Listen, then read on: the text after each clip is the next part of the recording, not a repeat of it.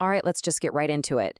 Wow, the market took an absolute beating today, and it's all because the hope for any near-term rate cuts pretty much just evaporated into thin air. Welcome to what we're calling the rate cut mirage. So let's look at the damage. The broad market really felt the pain. The S&P 500, it tumbled 1.36%, shedding over 91 points to close deep, deep in the red.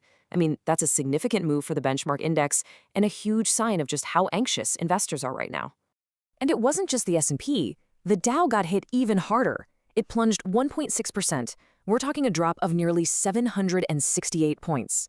That's a crystal clear risk-off signal across the entire board. And tech? Nope, tech wasn't immune either. The Nasdaq slid 1.46%, which really just completes this picture of a really widespread sell-off. Investors were basically just running for cover all day. So what on earth caused all this chaos? Well, it was a truly toxic combination. First, the Fed held interest rates steady, and they pretty much shouted from the rooftops that they're worried about inflation. Then, we got a hotter-than-expected producer price index print. And just to top it all off, Brent crude oil surged past $110 a barrel. So what's the result? The market is now rapidly, and I mean rapidly, unwinding any bets on rate cuts happening this year. But even in a total sea of red, there were some absolutely fascinating bright spots. So let's pivot to our first deep dive, this crazy crypto catalyst that sent Cloudflare soaring. And I mean, just look at this move. Cloudflare surged an incredible 6.65%. Now, what's so wild about this is that it happened on a day when the rest of the tech world was getting absolutely crushed. Just ignored it completely. So what was the driver here? It was this powerful catalyst that had absolutely nothing to do with the broader market drama. Reports started swirling about a potential stablecoin partnership with Coinbase. Now, this isn't just another contract, you see. This gives Cloudflare a brand new, really compelling growth story. It positions them as a foundational piece of crypto infrastructure.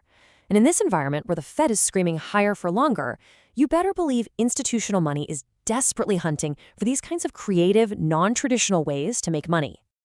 All right, next up, we've got another survivor, but from a completely different universe. We're talking legacy retail. We're talking about Macy's. Would you look at that? Macy's jumped 4.73% on heavy volume, by the way. It was breaking out while the rest of the consumer discretionary sector was under some serious pressure. This is a classic example of a company just totally bucking the trend. So here's the deal. While the entire market was panicking that inflation was going to kill the consumer, Macy's just walked in and delivered a huge Q4 earnings beat. They are proving that their turnaround plan is actually working, especially their tight inventory management. It just goes to show you, even when the middle-class consumer is getting squeezed, they will still spend money if the value proposition is right. But yeah, not every company could fend off the inflation monster. So let's shift to today's poster child for the market's biggest fear, the margin squeeze. And our star today is General Mills. The stock dropped nearly 3% today, and it smashed right through some key support levels. This all came after a really brutal earnings release this morning that just sent a chill through the entire consumer staples sector. And the reason for the drop? It's the exact thing the Fed is so worried about. General Mills reported weaker than expected profits because their input costs are rising and supply chains are still a mess. But here's the critical part. They basically said they can't just pass these higher costs on to you and me anymore without it hurting demand. And look, when a defensive giant like General Mills flashes that kind of warning, the entire market sees it as a massive red flag. So, how do you put all this together? Let's get you ready. Here are the key takeaways that are going to make you sound sharp and totally informed tomorrow morning. Okay, first, when someone asks about the tech sell-off, here's your take. The relative strength in Cloudflare today was staggering. It pushes Cloudflare beyond just web security and turns them into a foundational layer for crypto infrastructure. It's a great example of finding non-correlated alpha in the tech sleeve. Second takeaway. This one challenges that popular story that the consumer is dead. Here's how you can reframe that whole conversation. Macy's surging nearly 4.7% on a massive earnings beat is a huge contrarian data point.